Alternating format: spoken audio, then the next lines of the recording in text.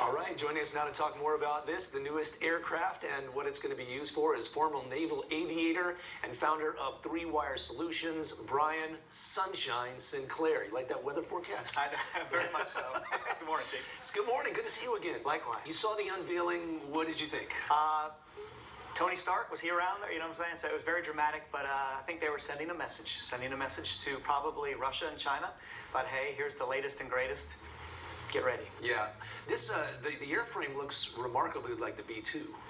That it does. So the B-2, now, the B-2 was introduced about 35 years ago, right, as a strategic bomber.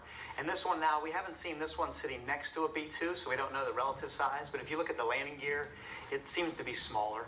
But that's all we know. But it's obviously an elegant design. The curves, the blended smooth curves, we'll call it, have to do with stealth or radar, lack of radar capabilities. And they're calling this a sixth generation aircraft. Explain the difference between, well, fourth, fifth, sixth. Right. The F-35s as we know them, those are the new fifth generation, right? Yeah, so the F-35, the latest hotness, if you will, was the fifth generation, as you mentioned. And this has been reported by the manufacturer and the Air Force as the sixth generation aircraft, meaning basically it's got very much improved stealth capabilities because once again they spent about 30 years gathering lessons learned. They've incorporated into the design and the manufacture of this aircraft, as well as the networking. So that's the huge part, is going to be information technology. So this thing not only is a bomber, but apparently can also send a lot of information, collect intelligence, so it can slip past the enemy air defenses, get deep within the enemy territory, and then hopefully do some good surveillance work as yes, well as a bomber.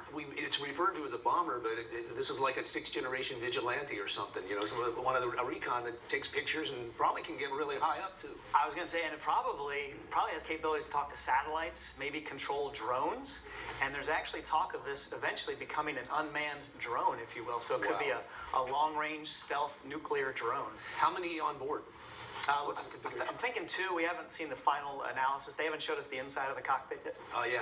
But that's one thing you got to... I remember years ago I talked to an F-22 pilot, and he was telling me, it was out at the air show, and it was a static display, and I said, how's it fly? He goes, it flies like an airplane. It's an airplane. That's how it flies. He goes, the hard thing is learning all the computer systems. He said it was kind of overwhelming at times. It is, and that's how I felt in the F-18, where I was a single-seat F-18 pilot. I'm more of a systems manager than a pilot. So they had said, they did some studies saying that the F-18 takes about 1.8 people to maintain or operate. Unfortunately, we have a bunch of robots on board that help us out. Yeah. But the flying is actually very easy in the F-18. It's the managing the systems, just like you mentioned. And I imagine it's similar with the B-21.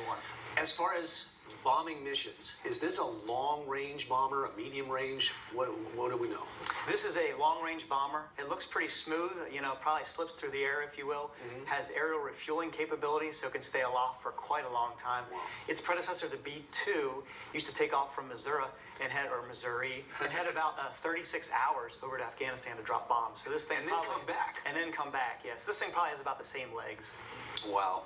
So when are we going to see that? Is this? I'm wondering if it's going to be at the air show next year. Quite frankly. Maybe a little early. Maybe a little early for the air show, but they're looking at their first flight, hopefully being about the middle of next calendar year. Oh, really? Okay, so it hasn't.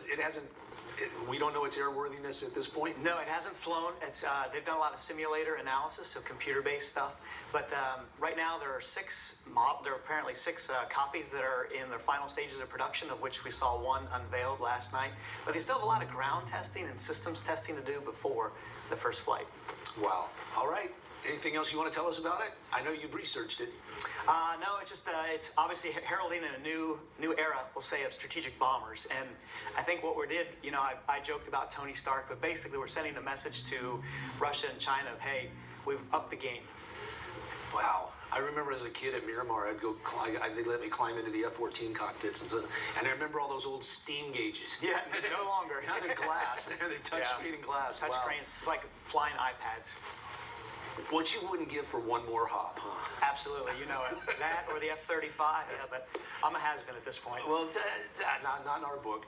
Tell us what are you up to now? What's going on? Oh, so I ended up starting a company called Three Wire Solutions, and I take from my combat tours and my experimental test pilot tours, I take the lessons learned in decision-making, risk management, organization, communication. I apply that and help small businesses to basically increase the bottom line as well as get a leg up on the competition. I love the name of the company. To explain to people what 3-Wire is. So 3-Wire, back in my day, right, when carriers had 4 wires, if you made the perfect landing, you caught the 3-Wire.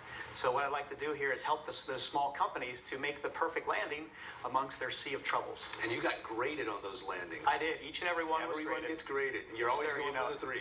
And yeah, I'm going for the 3, but there's a lot of humble pie, we'll say, was served to me. Yeah.